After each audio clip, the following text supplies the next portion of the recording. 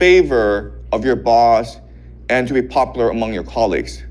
Then you play a city game where you live in Beijing and you want Beijing to be better than maybe Shanghai or Shenzhen, okay? And then you play a game of maybe a nation where you want China to be stronger than Japan, okay? So as you can see, every single day you're playing multiple games, even though you may not recognize it.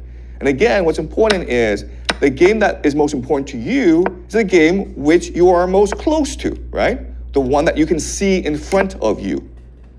Okay, does that make sense? Okay, but this is also true for nations as well, where we think that the game is between nations, but really the game is within nations. And the conflict within nations is the one conflict that determines how nations behave against each other. All right, so today what we will do is we will look at 3 examples of this, okay? We will look at the civil conflicts in America, in Israel, and in Iran to figure out why they behave the way they do, and then figure out how this war will progress. Okay, so clearly there is a civil conflict right now in America. Okay, you have the Democrats and you have the Republicans. Now what's odd is that even though these 2 different political parties are at war with each other, they both support the war because their calculus is different, okay? So why do the Democrats support this war? Well, it's because they believe that this war will be extremely unpopular in America, which will allow the Democrats to dominate in the midterms in November and then win the presidential election in 2028. And they believe that this war will be so unpopular, it will destroy Donald Trump and allow the Democrats to rule forever. It will basically destroy the Republican Party, all right? And so that is your strategy. And if you think about it, it actually makes a lot of sense. The Republicans have a different strategy, which is this war may be unpopular, and this war may make America lose, but it's okay. Why? Because in a time of war, the president has something called the Emergency Powers Act, okay? Emergency powers.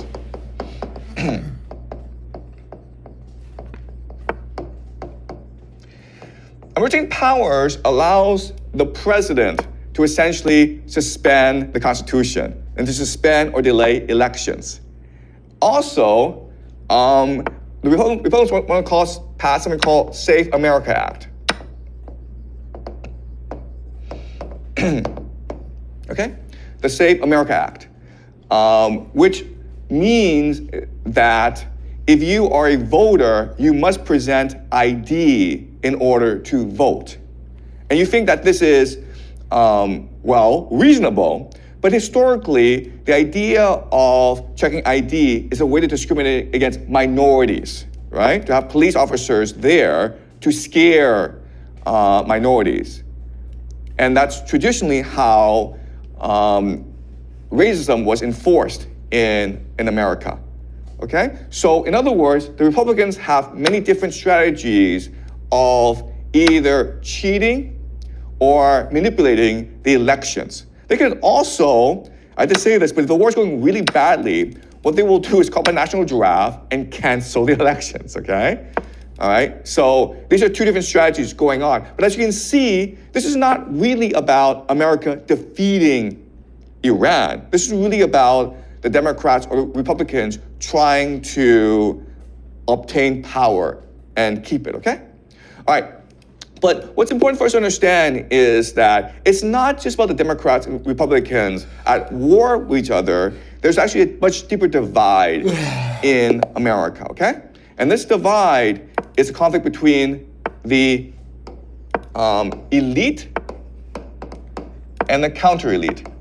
Remember how we introduced the idea of elite overproduction, right? This is the Peter Turchin idea. And he argues that what leads to civil war is that you have too many elite who want to be the ones in power. Power is a zero-sum game, and therefore, when you have elite overproduction, they have to go to war against each other in order to have the power, okay? And so, what's going on? Who are the elite and who's the counter-elite? Well, I mean, to put it very simply, the Democrats represent the elite, and the Republicans represent the counter-elite, okay? So, basically, the elite is the empire. And counter-elite is MAGA, which is America First. And so they have two different ideals for America. The empire is to maintain the current global order, right? And MAGA is to retreat back into the Western Hemisphere and focus on Americans' core national interests. Right? They're also divided into finance and AI, okay? So in other words, Wall Street are the main backers of the current elite, and then Silicon Valley are the main backers of the counter elite, okay? So these people are interested in maintaining the status quo. They are interested in a revolution. Right? And so this is the main divide in America that will eventually lead to a civil war, like an actual civil war, okay? But right now, they're fighting over foreign policy. So I will discuss this more in the future, okay? But I present to you now. So let me give you a concrete example of why they're fighting. Why are people in finance fighting with people in AI? And there's a very good reason. Because if you're able to control Washington, D.C., if you're able to control the levers of government, you're able to make a lot of money for yourself, okay? So let's look at this concretely. Okay, what people don't really understand is that both finance and AI are bubbles that will burst. They're parasites, okay? So finance is a parasite because there's something called a private credit bubble, right? Private credit bubble, the idea of private credit is very simple. Rather than banks issuing loans to companies, companies privately issue loans to other companies. And you would think that these companies would be very careful with who they lend to and how much they lend to, right? That's not true though, okay? Why? Because in 2008, these banks destroyed the global economy and the American government bailed them out, right? They suffered no consequences. This idea of moral hazard. If you do not suffer consequences for your stupidity, well, you're just gonna be more stupid in the future, okay? So these companies believe that we control Washington, D.C., therefore, we can be as risky and stupid as we want. So they're giving out lots and lots of silly loans to companies because they collect a fee for these loans, right? And then when these loans don't actually work out, meaning the companies go bankrupt, what they do is they say, oh, we'll lend you some more money to keep afloat, okay? So now this problem has reached about $2 trillion.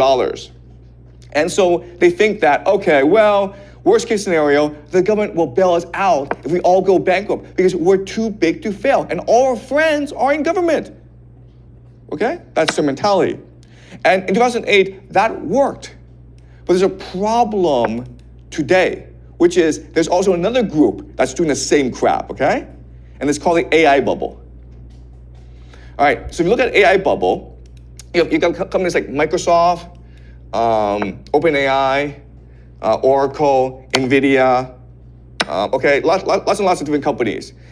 And the way they operate is they just lend money to each other, okay? It's like, I give you $1 billion, then you give me $1 billion, and now we have $2 billion. Okay, it's a circle jerk. And it's getting a lot of money from the GCC and other investors. The problem, of course, is what's happening in the war, right? So if the GCC can no longer put more money into this bubble, then eventually this bubble will have to burst. But they're like, that's okay. Why? Because we control Trump. We control the White House. We are the stock market. Therefore, Washington, D.C. will bail us out, okay? So that's the war going on, where you have two parasitic forces, the finance sector and the tech sector, and they are all looking for government bailouts when their bubble bursts. But the government doesn't have infinite money. It can only bail out one side, right? So they're gonna fight over with the government, they're gonna fight over who bails who out, okay? If the Democrats can win the House and the presidency into 2028, then the private credit people will get bailed out. But if Trump and his people stay in power in 2028, then the AI people will get bailed out, okay? So that's the civil war going on in America right now. We'll discuss this more later in the future, but I just present to you right now, okay?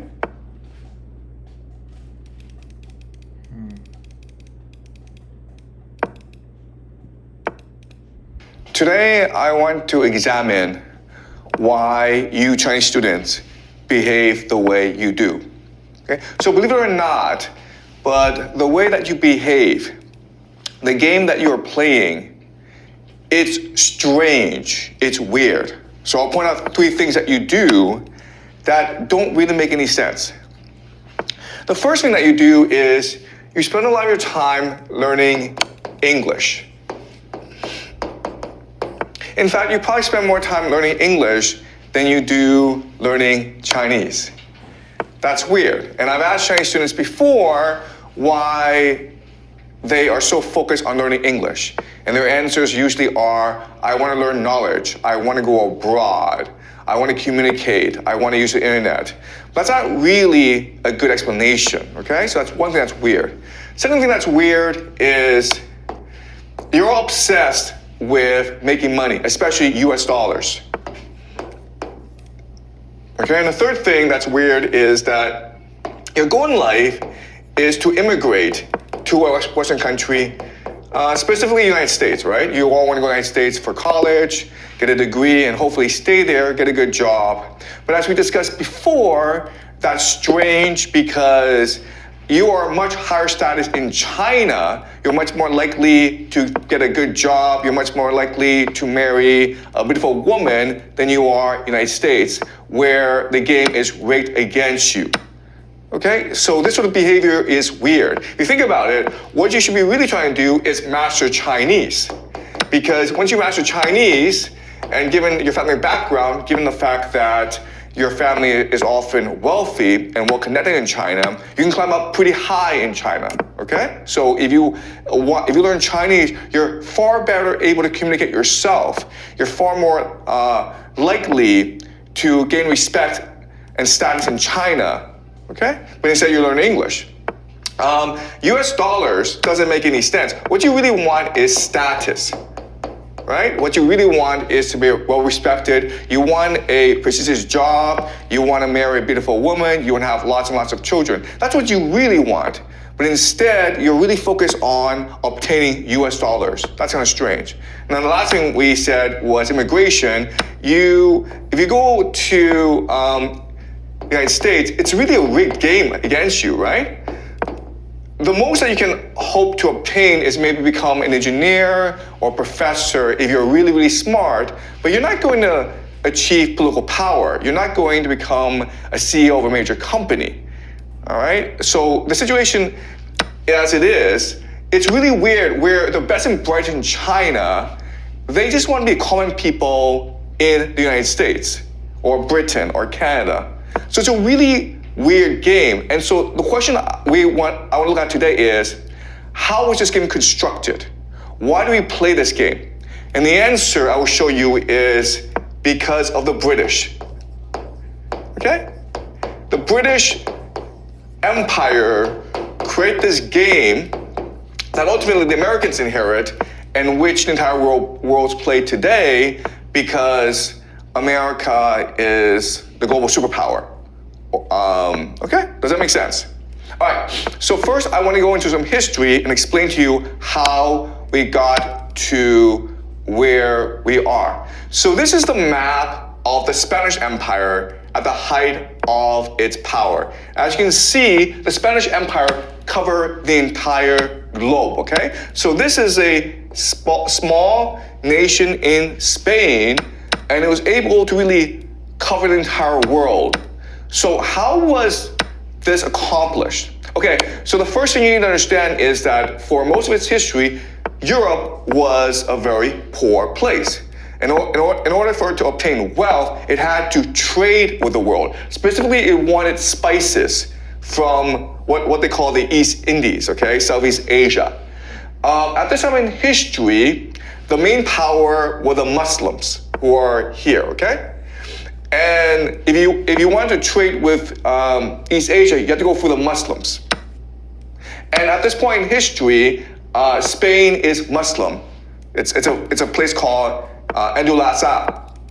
But then the Christians were able to reconquer Spain. And so the Muslims decided that we'll just blockade you. Or if you want to trade with us, we will charge you a lot of levies. Okay? And so now the Spanish and the Portuguese are forced to look for new routes to the East Indies, where the spices are. Remember, at this time in history, spices are the most valuable commodity. They're actually worth more than gold, okay? I'm talking about like cinnamon, nutmeg, peppercorn, okay? These spices are extremely valuable commodities. In fact, one ship, if you're able to bring one ship of these spices back to Europe, well, you had intergenerational wealth, okay? You become one of the wealthiest people in Europe. That's how valuable these spices were. And so now, the Spanish and the Portuguese have no choice but to discover new routes to the East Indies. So they went this way, and this is hard because Africa is not really hospitable. There are a lot of viruses, diseases in Africa. So they started to explore all around the world, and they went to North America and South America. And when they went to North and South America, they discovered that there were already peoples, the Aztecs, the Incas, living there. And they had a lot of wealth because these were empires, and they could be easily conquered. And so they set up these colonies all around South America, and a lot of silver was now being transported back to Spain. And so overnight, Spain became extremely wealthy.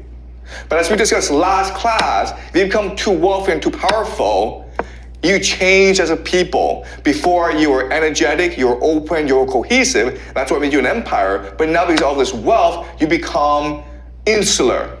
You become arrogant. And you become extremely close-minded.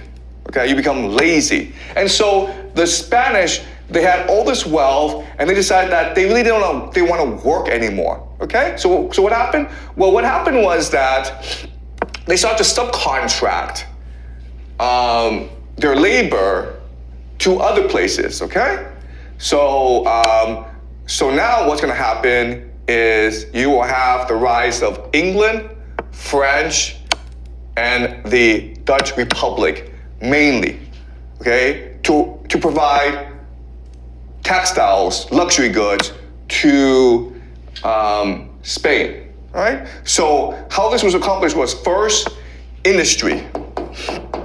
So the Spanish, because they were so wealthy, didn't want to work. And their people didn't have to work either, okay? So, but they wanted to buy clothes, nice clothes. So what happened was they got other nations to be their factories, including Britain, the Dutch Republic, and France, okay? That's the first thing. Second thing that happened was trade, okay? So the Spanish did engage in trade, but now that they're so wealthy, they could just hire the Dutch to do it, okay? Now the Dutch were responsible for going to the East Indies and bringing back the spices because it's a very dangerous job. Right? You could get sick, you could die along the way. You could also lose a lot of money, okay? And the reason why the Dutch agreed to this is that the Dutch was basically a colony of the Spanish. So the Spanish had an empire, and the Dutch were part of this empire, so they just made the Dutch go do it for them, okay? But the third thing that happened was piracy, okay? So all this silver was being transported from the New World back to Spain. And what the English realized is, hey, we can just engage in piracy and steal this silver for ourselves. Okay? All right, so now the English became very wealthy because of piracy. Okay, and the most famous pirate of this time, of course, was Sir Francis Drake, and he worked directly under the monarch, Elizabeth I. Okay, so this was a state-sponsored piracy that made Britain very wealthy. Okay, so now you have this divergence where, okay, you have the Spanish Empire, and because of their wealth, they became lazy, insular, and arrogant. Or the word we use is hubris.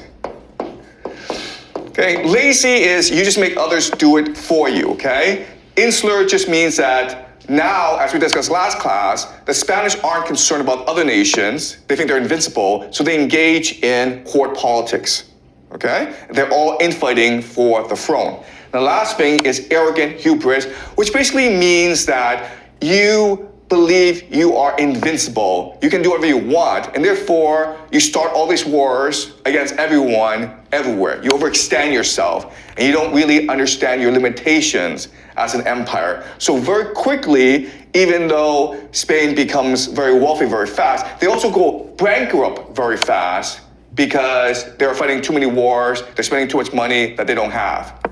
Okay, and they're too corrupt. Okay, does that make sense? Now, and because of this, what's happening is that the British, England, the Dutch, and the French, they are slowly becoming a much more energetic, open, and cohesive society. Cohesion, okay? And now that you have this differentiation, what's going to happen is that their religion is going to change. Okay? So Spain remains Catholic. And it's going to fight to control the Vatican. And this, okay? So that's what Spain does. Now, Britain and the Dutch need to differentiate themselves from Spain. And so they become Protestant, or we call Calvinists. Okay? So Catholic is really about obeying authority. But the Protestant, the Calvinist religion insists on hard work, on energy, on obtaining wealth. Okay? The problem, though, is that the Spanish are too powerful. And the French, some of them are Calvinists, but most are Catholic. Okay? So what's going to happen is that the English and the Dutch are going to decide to join forces. Okay? So I want to very quickly show you the difference between the Catholic religion and the Protestant religion. Okay? So these are the Spanish. And as you can see, there's a lot of trade going between the New World and Spain. Why is this the case? Because Spain is extracting resources from the New World, primarily silver. Okay? The French are also engaged in trade as well. So what they really want is fur from North America. So fur is considered a luxury at that time. But as you can see from this map, the people that are really engaged in trade, engaged in piracy, in trade, in shipping, are the British, okay, and the Dutch. And the reason why is that they're poor, okay? And so through this hard work, they become very wealthy very quickly. In fact, the Dutch, become the wealthiest nation in the world per capita. You have this burgeoning of the middle class. And so what happens now is that the Spanish and the Dutch come into conflict. Because remember, the Dutch are a colony of the Spanish. And so the Spaniards want the Dutch to pay more taxes. and the Dutch want to be more independent. So this starts a series of wars, okay? In fact, an entire series of wars starts throughout Europe called the 30 Years' War. Okay? So ostensibly, it's a religious conflict between the Protestants and the Catholics, but there are lots of there are other underlying factors as well. Okay? Another factor is the Spaniards want to exert control over the Dutch. Okay? And so there's lots of different reasons, but the main thing you need to know is that millions and millions of people die. In fact, it is the deadliest war in Europe right before, up until the World War I. Okay? And so this creates anxiety in Europe, because if there's all this war and you're generating all this wealth, how do you keep this wealth secure, right? You're a merchant, you became very wealthy through trade by going to the East Indies and getting spices and then come back to Europe and selling them. But if the Spanish or the French are going to send an army and steal everything, how do you keep your gold safe? Okay? So what's going to happen is this. What's going to happen is that the British and the Dutch are going to decide to get married. Okay? This is what we call the Glorious Revolution. 1688 Glorious Revolution. So let's talk about the Glorious Revolution.